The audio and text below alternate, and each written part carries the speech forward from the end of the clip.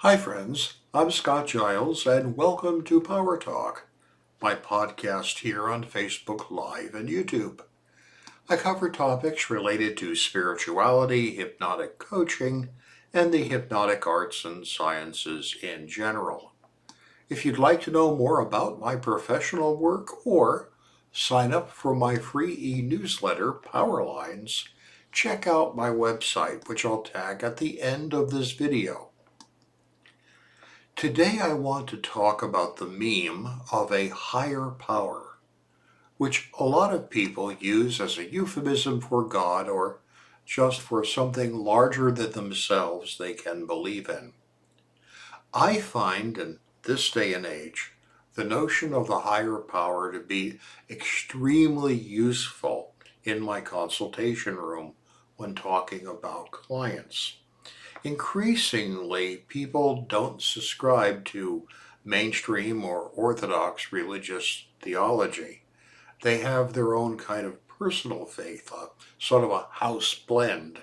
They put together of the various things that they've encountered, read about, experienced, and which speak to them. So using traditional theological and religious language with people often can be off-putting, but higher power language turns out to be something that works really well. Now, the origin of the idea of a higher power is actually from the New Testament. Let every soul be subject unto the higher powers, for there is no power but God. The powers that be are ordained by God. Book of Romans, chapter 13, verse 1.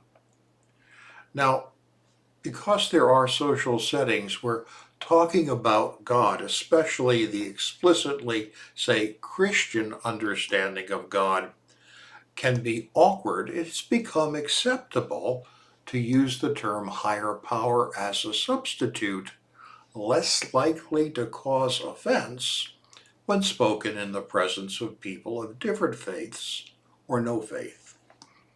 And that quickly gave rise to all kinds of jokes. You can look them up on Google if you're interested. Why do atheists have trouble with exponents in math? Because they don't believe in a higher power, and so on. But the idea of appealing to a higher power, instead of using the explicitly theological reference of God, creates a useful opportunity for people who simply don't resonate to churchy stuff, but still want to indicate that they feel connected to something larger than themselves. People can identify their higher power as a political aspiration, such as America as the city on a hill, or an ethical power. I know someone who would say that his higher power is the greatest good for the greatest number of people. People can identify science, evolution, human love, and so on as their higher power. Possibly some people I know might actually say their cat is their higher power. I think they're joking about that. But in any case, the concept is useful. In the 1930s, a program of mutual aid called the 12-Step Program was developed to help people with issues related to alcohol, founded in 1935 by Bill Wilson and Dr. Robert Smith, commonly called Bill W. and Dr. Bob. This program caught on quickly, and people with many other sorts of difficulty have found the 12-step approach to be effective. In that program, the second step says, we come to believe that a power greater than ourselves could restore us to sanity. Now, as they worked at refining their ideas, they ultimately defined a power greater than ourselves as being anything, from a literal God to the concept of existential freedom, so long as it was something larger than the lone individual.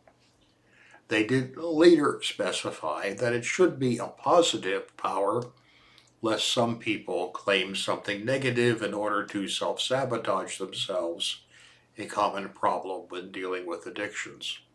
So your higher power couldn't be something like, I don't know, an imaginary committee of serial killers, for example.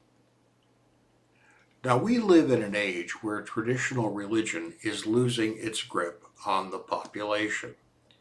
The fastest growing religious group in the United States are called the Nuns, meaning they say none when asked about their religion.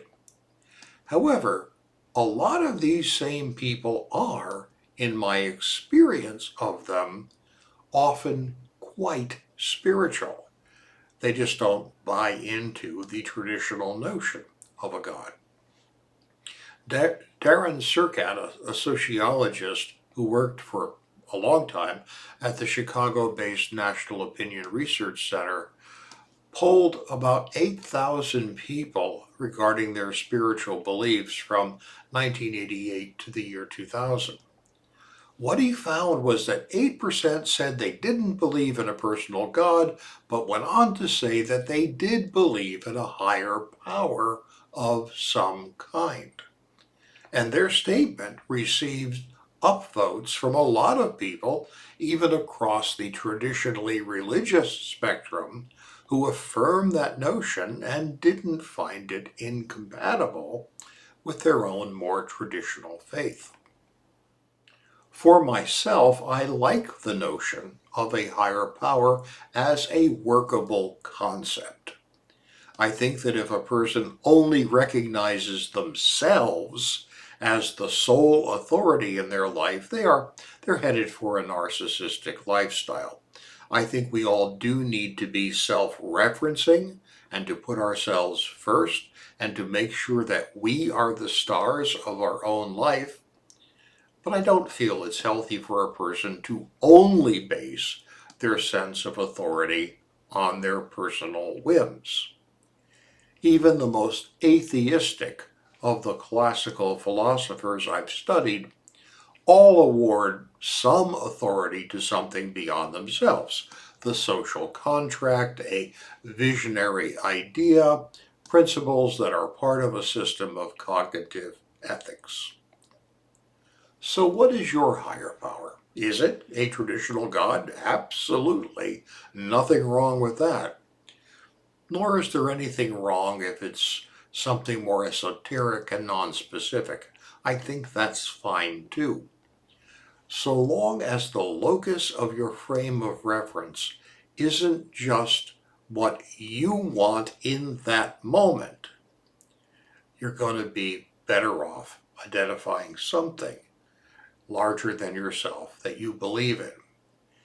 Because if your locus of focus is on only you, if what you want is the sole arbiter of your behavior, then you're not likely to be very successful, because others will figure out quickly that you're self-serving, and people avoid self-serving people.